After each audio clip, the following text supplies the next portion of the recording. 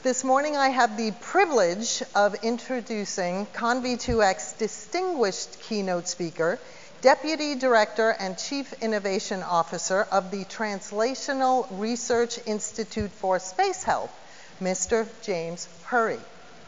In his role, Mr. Hury guides the Institute in relentlessly pursuing and funding novel research to deliver high-impact scientific and technological solutions that advance space health. This entails coordinating and solicitations, funding mechanisms, outreach efforts, new partnerships, and procurement strategies. Mr. Hury leads the industry program which funds companies from startups to large multinational companies to develop or validate health and human performance technologies to help humans thrive wherever they explore in space or on Earth. Before joining TRISH, Mr. Hury founded and served as Director of Innovation Partnerships for the Texas Children's Health System. Mr. Hury has been an adjunct professor in the Jones School of Business at Rice University, having taught healthcare finance and the Health Innovation Ventures Laboratory. It is my honor to welcome Mr. James Hury to the podium today.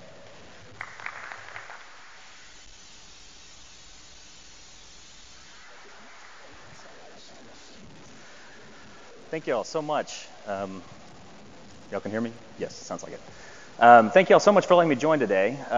These are the types of things that we really want to engage with, are emerging areas of opportunity that benefit not just healthcare on Earth, but healthcare on space. And so I'm going to take you in an entirely different direction than probably the rest of what you're going to hear today, but I am very excited about several of the other panels that I've seen on the agenda, tackling several of the things that I dealt with when I was in a large health system and working with a wide variety of providers.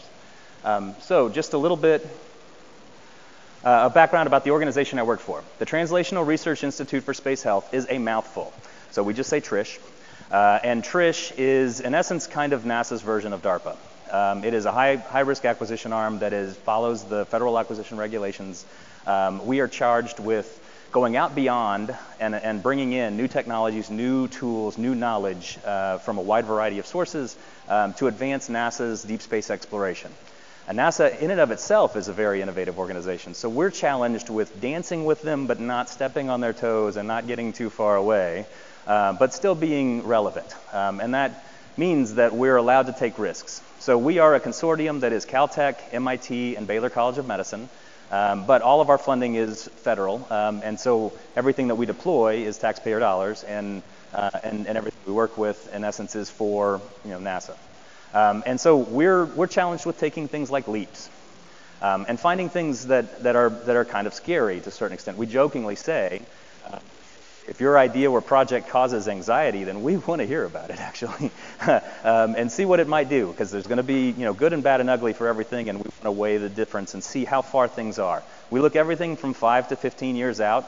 The rest of this decade will be the Artemis missions, and then we've been working on the Mars missions, which will launch in 2033, and so we've already been working on what those payloads will look like. So these are the things that we have to overcome. And I'll explain why this is relevant to this discussion and healthcare in general. But you can see everything from the space environment in and of itself. Humans were not built to live in space. It's a vacuum. It's the harshest of environments. So nothing was built to live in space. Spaceflight missions itself, so not just the actual background radiation and microgravity and terror of no oxygen. There's also the actual spaceflight mission. When you have to launch, what are the windows, what happens if you have a failure, and then you also have the actual spacecraft itself. So not just does you as a human breathe and eat, but how do you actually make sure you stay on mission? How do you get to where you go? How do you do the science you're supposed to do? How do you do whatever you need to build on the International Space Station? And now, since we're talking about Artemis, what do you do in order to get a presence on the moon?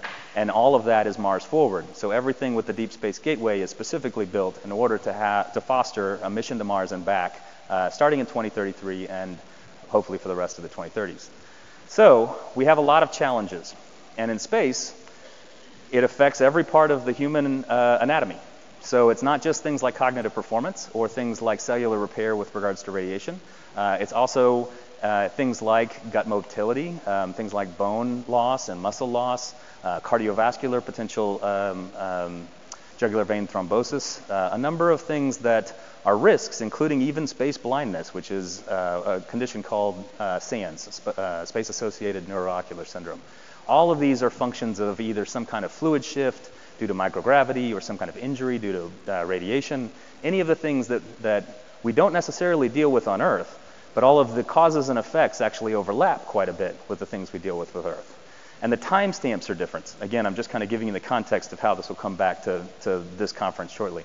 But these are the challenges as laid out, not just in a variety of different ways they affect the human, but a variety of different time frames.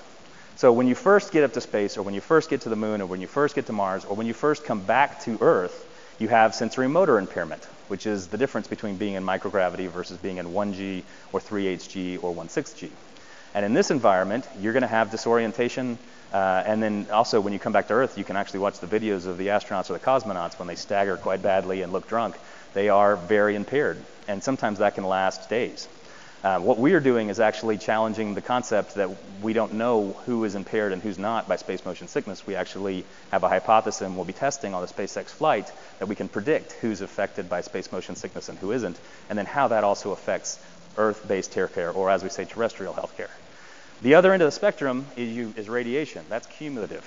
So cumulative radiation is over the entire life of the flight. That's not necessarily a big deal when you deal with a short flight, but when you're dealing with a Mars flight, you're looking at 2.5 years. About 8 years of transport, about a year of habitation, and about 8 months back. So a total of 2.5 years. Over that time, you are getting blasted by radiation. Not just in transit, where you have no protection from the Van Allen belts, but also in Mars, which would be also very exposed.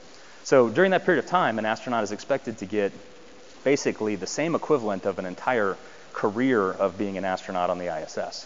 And every one of these astronauts that are signing up for this mission absolutely understand that they're going to be taking on an increased risk, possibly even exotic cancers, but they still want to go because they want to be the next John Glenn, and they're already starting to look at who is signing up for this particular mission. But those are the considerations. When you get into radiation damage, you get into things like genetic repair, double-stranded breaks, things that cross over into things like cancer therapies here on Earth, and also things like senescence or longevity. So when you are dealing with aging, everything from telomeres to a wide variety of in essence, epigenetics, you've got outcomes that you're not really sure what drives it.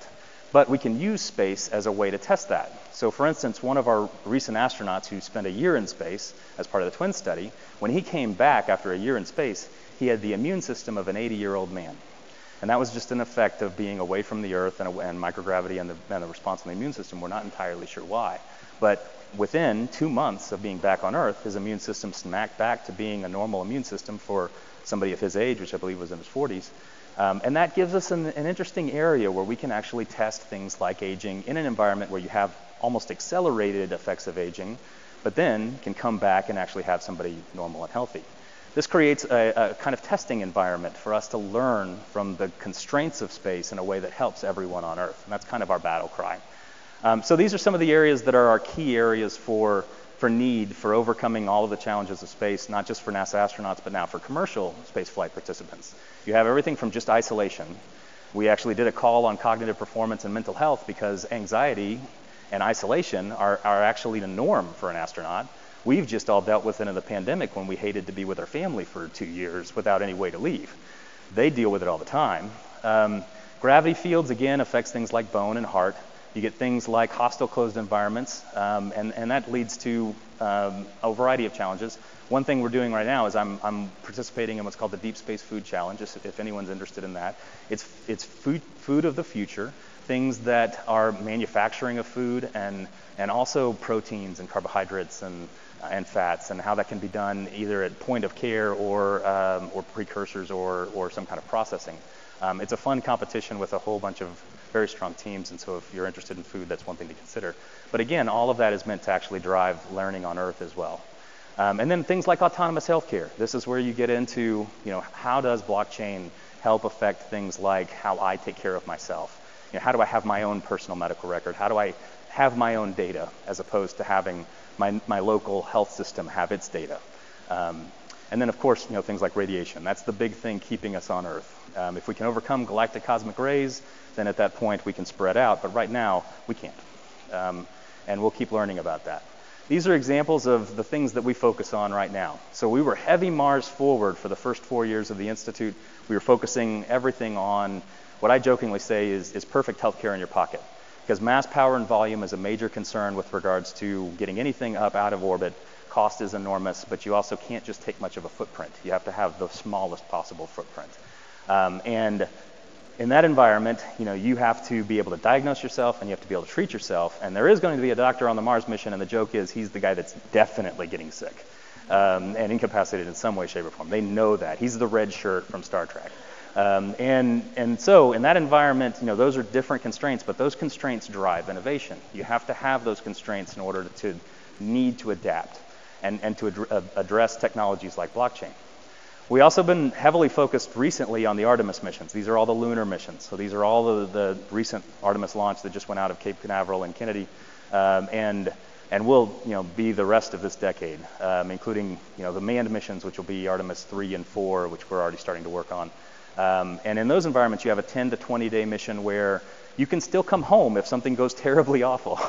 If you are on a lunar surface and you suddenly need an appendicitis, you can be home within 2 days. When you're on a Mars mission, there's no coming home. At that point, if something bad happens, you just go in the freezer and you wait till you get home. But on the lunar mission, if something's terrible, there are still things you can do. And data is only a couple of fractions of a second. There's not a 20-minute delay like there would be on a Mars mission.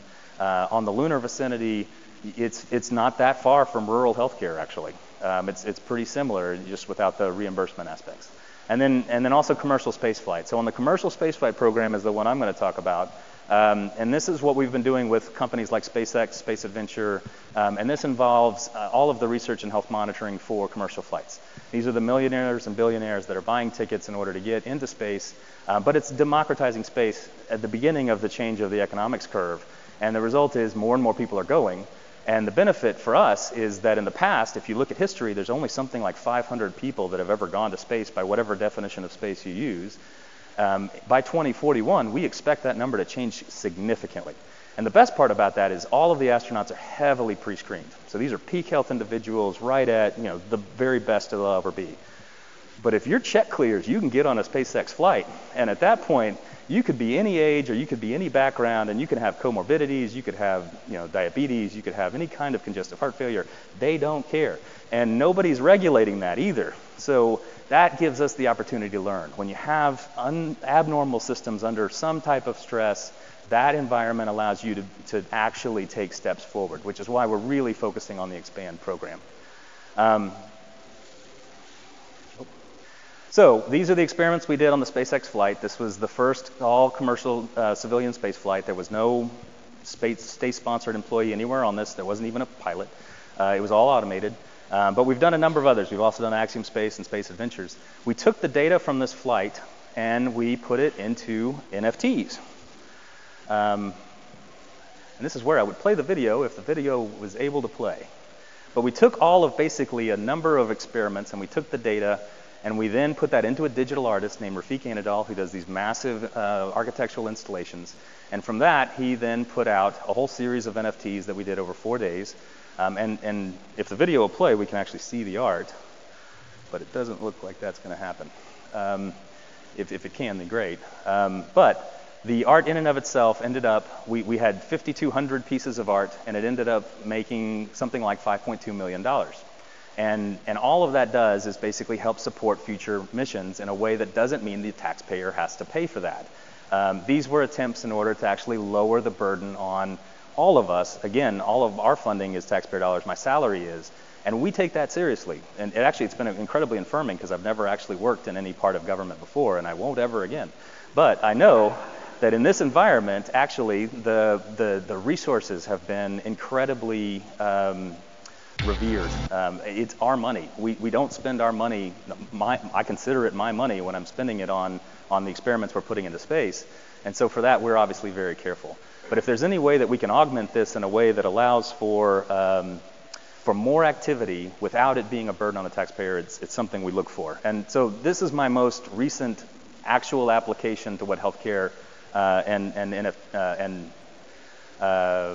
blockchain can be. I did have one slide past it, so I'll go ahead and go past that. If anybody wants to see the video, I can certainly send it to you at any time. But this is the outcome. Again, $1.5 million also went to St. Jude's Cancer Research because that was the stated mission of the flight, and that was actually the major beneficiary of most of the funding. And no federal funds were used, and the data was all de-identified and destroyed afterwards.